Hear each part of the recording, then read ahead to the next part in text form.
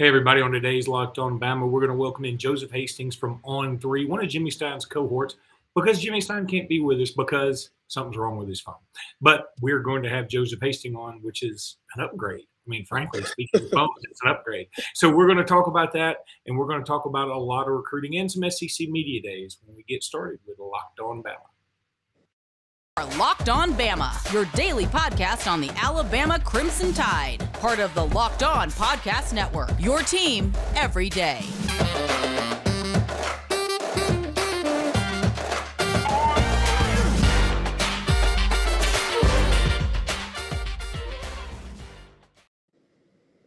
Hey, everybody, and welcome back into Locked On Bama. Luke Robinson, that's me. Jimmy Stein, that's normally him. But today we're going to have Joseph Hastings, his cohort from On3. Joseph, how you doing, bro? Luke, I'm doing pretty good. A little bit of a dilemma today because I pushed off getting a haircut. I've been on the road, been traveling a lot, and I've got this concert coming up next week. So I'm in that should I get the haircut now versus next week, right before it happens stage. So what concert? I'm going to see Kendrick Lamar. So I want to. Okay. Yeah, I want to. You want to look your best for Kendrick. I want to look my best for Kendrick. So I'm like, should I get the haircut now or next week? Just let it grow out. But so yeah, that's why for anyone seeing me, I have on the video here, I have the long hair sporting it out today. Oh, that's cool. Jimmy, we were actually going to do a podcast earlier today, and Jimmy was on, and he actually had a rant at the very beginning, but there's something wrong with his phone where the audio and the video aren't syncing up. And while he's in his rant, I was trying to tell him to stop. And he was talking, his whole thing was about a haircut. I do not think Jimmy Stein is going to the Kendrick Lamar concert. Yeah, he was just at Chris Stapleton. He just went to a Chris Stapleton concert. So I think that's maybe what he was referring to. But yeah, I would put good money on Jimmy not going to Tampa, Florida for a Kendrick Lamar concert. That's a good bet. First of all, this episode is brought to you by Built Bar. Look, I'm going to just go ahead and do this. I'm going to talk about Built Bar later, but this is a Built Bar puff. I don't know if you can see it. They're delicious. They're nutritious. They're scrumptious. They're awesome for you. I'll talk about them more a little bit later on. But let's jump into SEC Media Days. I really do, because we have you, I want to talk more recruiting, and there's a ton of recruiting news. But SEC Media Days going on today, be going on the rest of the week. Nick Saban was up today. I thought even for Nick Saban, I thought he handled things well. Like, he always handles things pretty well. And I thought today he was extra good. I mean, the way that he handled the whole thing about people using his age against him in recruiting, he was like, why don't y'all ask them? I'm fired up. I'm ready to go. I'm sitting on G waiting on O, baby. And then talking about some of even the NIL stuff, saying, hey, our guys made $3 million last year. I mean, I don't think he said it in a crappy way. I think he said it in a way to sort of be recruiting, don't you think? Yeah, this is exactly what Nick Saban has done. He's pretty much said, you all are going to have the opportunity to come in and make the same amount of money starting off, and how much you get to make afterward is going to be up to you, your performance on the field, how well you market yourself, things of that nature. We're going to have the resources in play, but we're not going to promise you a lot of money right now, right off the bat. You're going to get all this great money to start off your college career. And, he also mentioned about the possibility of empty promises not being fulfilled. And, Nick Saban, obviously this was SEC Media Days, and you're not allowed to directly recruit players and at an event like this, but, people are going to use it as him talking about recruiting, as him potentially saying this to recruits behind the scenes. And it's obviously a prevalent matter, name, image, and likeness. You're seeing programs now benefiting from NIL, and also in the 2022 cycle as well, and being able to take the program, their individual programs, to heights that they probably wouldn't have reached without NIL. And Nick Saban has just handled this perfectly throughout. Obviously there's controversy about the Texas A&M statements that he made a couple of months ago, and everyone's gonna have their own opinions on that. But I think through and through, he's kind of predicted the future, as he typically does, and laid out the groundwork for how this is going to play out, and everything he said has come out true. Yeah, and again, I thought Bryce Young handled himself very well, as did Will Anderson. Will Anderson had probably the quote of Media Days so far. When somebody asked him about the Jimbo Fisher stuff, he said, hey, we'll take care of all that in October when we play. And look, I think I believe him. here's the deal with me. I mean, I once you get about to my age, you start getting less scared of people in general. I would still be scared of Will Anderson. That's a person that would scare me at any age, at any time in my life. And so if he's looking for revenge, I think that is a huge positive for us Bammers and a very big negative for Texas A&M. And I like what he said. He's saying that it will be addressed there. It's going to be addressed on October 8th. We can talk about it now and go into extensive length about it and our thoughts on it, but he handled it well. And Bryce Young handled it well when I asked him that at the Manning Passing Academy a few weeks ago. He was asked about the Saban and Jimbo Fisher controversy. He just said, we love Coach Saban. We're going to support Coach Saban. Those two, there's a reason why they're two of the three sent out there from Alabama. They handled themselves well, the leaders on offense and defense for the program. And what Will Anderson said was short, but it was poignant nonetheless. Let me go ahead and tell everybody about Built Bar. Here's another Built Bar. This is the chocolate. What is it? Cookie dough chunk. I don't even know what it is because it's so good. I swear I'm not lying to you. I had 2 of them yesterday for lunch. I ate one because they send us some samples. They send me and Jimmy samples all the time. And they send us these samples. I'm like, I don't want to eat lunch today. I'm trying to lose a little weight. I'm going to have one of these. And I had 2 of them. I don't know if that offsets the weight loss thing, but it doesn't matter because it was so good. I have no willpower when I find something I like. And I just absolutely love these things. Built Bar, they are fantastic. Go to built.com. Use promo code LOCKED15 for 15% off that order. That's promo code LOCKED15 at built.com. You will absolutely love these things, I promise you. And if you do order them out there, do send Jimmy and me a picture, and we'll be sure to talk about how awesome you are on the podcast at some point. That's built.com, promo code LOCKED15. All right, Joseph, let's get into some recruiting. I guess quickly, and I mean do this quickly because we have broken this down, talked about it with Peter Woods, but I also want you to just mention Justice Haynes and what those 2 commitments were like to you and how you feel about them in terms of could Alabama get back in it with Peter Woods, and could Justice potentially flip to Georgia, or do you feel like he's pretty solid with Alabama? So it's really interesting because I got to speak with Peter after he committed to Clemson. I went there to the ceremony, and some people were not necessarily thrilled that I was providing coverage, especially with all the things that had come up, leading up to Peter Woods' commitment and how it kind of turned to Clemson. And we knew the commitment was going to be to Clemson. What I was there for was one. Peter had messaged me, and I've built a good relationship with Peter, so I wanted to be there. And also, too, I don't feel like this one was over. I didn't feel like it was going to be over when he committed. And when I got to speak with him, it kind of was a little bit revealing in terms of him saying that the possibility of taking an official visit to Alabama in the fall or December has been discussed with the staff. And then he also clarified himself because I asked him and told him that Clemson has the no visit policy with their commitments. And Peter told me that, as a verbal commitment to Clemson, I will not be taking visits to Alabama. So it felt like the door is kind of left open. Who knows at this in this day and age, especially with recruiting and how hectic it is, what Peter would decide to do. It's not too far away for me 7 years ago, being a 17-year-old in high school and having so much on your plate, social life and, upcoming college decisions and making plans for that. There's just a lot thrown on you. And, things change from day to day, from week to week. You're kind of seeing it right now with Olaus Alinen, the four-star offensive lineman, Finland native. It's kind of swung with Miami and then Alabama, just kind of going a little bit back and forth. That's just kind of what you have to deal with kids of that age. But I wouldn't rule out a flip for Peter Woods to Alabama. And I think what he told me after his commitment was revealing. As for Justice Haynes, I would want to say that he's a little bit more locked in with his commitment. And, you had mentioned the possibility of a flip to Georgia potentially, if that could happen down the line. It's funny because he told On3 director of recruiting Chad Simmons, or Chad Simmons had reported that Haynes was down to Alabama and Ohio State before he made his commitment, which was interesting to me because I don't think Ohio State would be too much of a threat to flip Haynes. I thought, you would obviously think Georgia would be.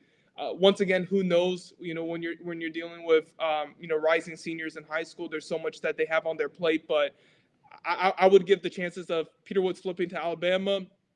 I would put that significantly higher than Justice Haynes flipping to Georgia.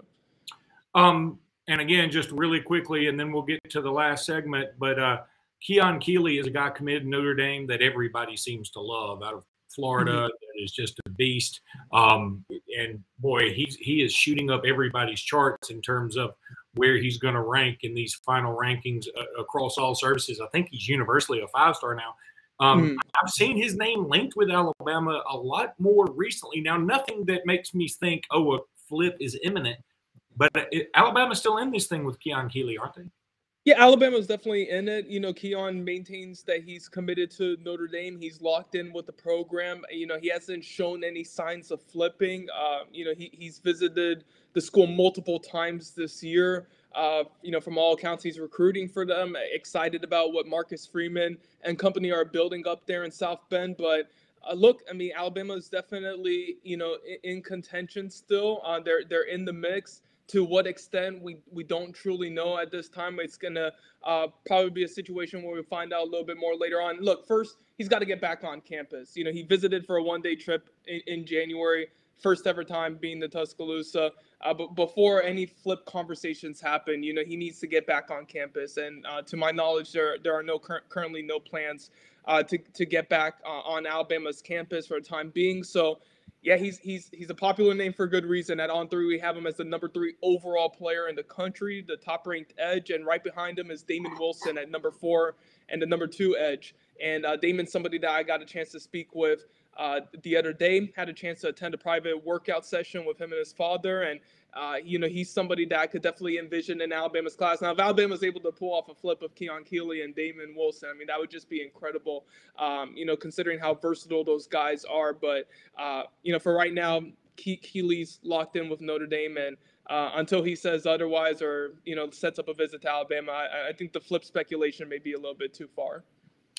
Ooh, I love that you talk about Wilson, though. We won't go into it anymore, but because I feel like that's one of those things where if I talk about it, I'll jinx it. That's another guy who shot up some charts for real. Yeah. He was sort of a universal 4-star, it felt like, and now a lot of people are putting him in like the top 10 of prospects overall in the country. That's pretty amazing. All right, yes. Joseph, let's go ahead and take a break. I do want to tell everybody to go check out Locked On NFL. They're putting out the top 50 players in the NFL in terms of their value. So that's going to be in conjunction with BetOnline. Also, want you to go check out Locked On SEC with SEC Media Days going on. You want to go check out Locked On SEC. They'll have that covered wall to wall. I was supposed to be there. I'm disappointed I wasn't there. Both of my parents got COVID, and my father is still the president of this company, and my brother, who also works here, he is on a trip in Canada. So we can't have Robinson Iron and not have one Robinson here, so I had to be here. So that's where we are. We're going to take a break. When we come back, got a few more recruit names to run down for you. All right, buddy. You mentioned Olaus. Olaus? Yes. Olaus, okay. Olaus Alinen. Now, he's going to be committing on Friday. We feel good, again, we being Alabama. We feel good about that, apparently, again. My continuous running joke with him is that he's going to be so thrilled to wear a helmet that doesn't have horns on it because he looks like a Viking. But anyway, you feel like Alabama's in good shape there, right? Yeah, I do. I definitely do. With Olaus Alinen, he's somebody that Alabama's been pursuing and heavily prioritizing for the better part of the last 12 months. And with Alinen, he's had Alabama near the top of his leaderboard. At one time in November last year, he put Alabama at the number 1 spot. He kind of backed off of that, wanted to take his visits, build up some suspense. And then the Miami trip kind of came out of surprise in terms of them making his top 5 and then also getting an official visit, and then also how well they impressed him and he and his family there during their official visit to the school first weekend of June. And ever since then, actually, I would kind of say a few weeks after that, they started to build up some Miami smoke. You saw some predictions come in. But, I kind of went against the grain in a sense, and put the second Alabama prediction that's been submitted for Olaus Alinen. I submitted that a couple of nights ago. And unless something changes over the next 72 hours, I'm still feeling good about Alabama's chances. But once again, I continue to say this: we're dealing with high schoolers; their minds change from time to time. And Chad Simmons is reporting that Allen hasn't even made his decision yet. So we'll see. But I feel comfortable with where things are trending with Alabama right now. Okay, then Hunter Osborne. This is a guy that Alabama apparently has come back in on. I mean, Yeah. Maybe they've always been hot and heavy for him, and it just hadn't been reported as much. But it sure feels like Alabama has said, okay, we really like this guy. Let's go all in. And because Hunter Osborne, for all the world, it looked like for a while there he was going to commit to Texas. Then for all the world, it looked like he was going to commit to Clemson. And now it looks like he's going to commit to Alabama sooner rather than later, the prospect out of Hewitt-Trussville. Isn't that incredible how, Osborne is somebody that Alabama recruited, got him on campus multiple times this year, a school that he's liked, but, Alabama wasn't pressing as hard as some of these other programs were. And all it took was for the Crimson Tide to make that push. And, now you're starting to see things trend with him. And, it just goes to show the power of the Alabama brand, especially in the state of Texas, in the state of Alabama, with Alabama-based prospects and how much weight that carries. I know Peter Woods just committed to Clemson, but once again, I'm still, the jury's still out on that one for me in his recruitment as for where he ultimately signs. But it just goes to show the power of Alabama's brand and how many players from the state they've been able to add to the class in this cycle alone, and how they're in a good position with James Smith and Qua Russaw and Kelby Collins battling it out with Georgia. So yes, Hunter Osborne, things are definitely trending in Alabama's favor, and who knows, a decision could be made soon. This is definitely going to be an interesting final couple of weeks. I think you could see, close to or even more than a half dozen commitments in 2023 and 2024 classes combined. All right, I'm going to ask you some very quick hitter questions just about recruiting overall, because there's some things that stand out to me. You guys have Arch Manning ranked number one, like just about everybody else. In fact, I think everybody else has him ranked number one. Do you feel like Arch Manning is overrated? Putting me on the spot here, Luke. That's the question I field probably weekly from trainers, from coaches, from fans, all of that. Everyone is interested in wondering, is Arch Manning truly the number one overall prospect in the country? And I think it's a personal thing, to be honest with you. What do you define as number one? Is it what they bring to the table on the field? In that respect, I don't know if he is. And you look at Nico Iamaleava, and he just blows you away with his arm talent and his size and his mobility. The number one volleyball player in the country. He just got it all in terms of athleticism and how he spins the football, all of that. But then do you look at the family pedigree? How much do you factor that into it? The fact that he comes from a rich tradition of a rich family background in terms of what they've done on the football field. His two uncles winning a pair of Super Bowls. His grandfather being one of the better quarterbacks of the 1970s. So do you factor that into play? Do you also factor in the impact that he'll have on the recruiting class? Because ever since Arch Manning committed, I know we're talking on the Bama podcast, but ever since Arch Manning committed to Texas, the Longhorns have been killing it on the trail. They're going to add a few more key pieces in the coming weeks, potentially tomorrow with Malik Muhammad. So I think there's a lot of factors in there. So if you combine everything with Arch Manning, just how smart he is, how big of a kid he is, and he does have some athleticism himself, not as much as a Nico Iamaleava or maybe even a Christopher Vizina, but he does have some athleticism, the family pedigree, the impact he has on the class. I think you do have a compelling case he should be the number one player in the class, if those are your metrics you go by. I think it's fair, and I think he's catching too much heck for his last name, to be honest with you, whereas a lot of people think he's getting a lot of extra credit for that. I think that if his last name were something else, maybe it wouldn't be so bad. Maybe people would look at him like, man, he's so good. But people look at him now and they kind of want to kill him for being a Manning. Final question here. You brought up Alabama and its pull in the state of Alabama. I'm looking at – I found this interesting. I looked at the state of Alabama, obviously. Now, Alabama could end up with Qua Russaw, with James Smith. And if they go that route, they would have the top four players from On3. Obviously they could flip Peter Woods, as you mentioned. They could get Kelby Collins, so they could get their fair share of the top 15 players, top 20 players, which would be huge.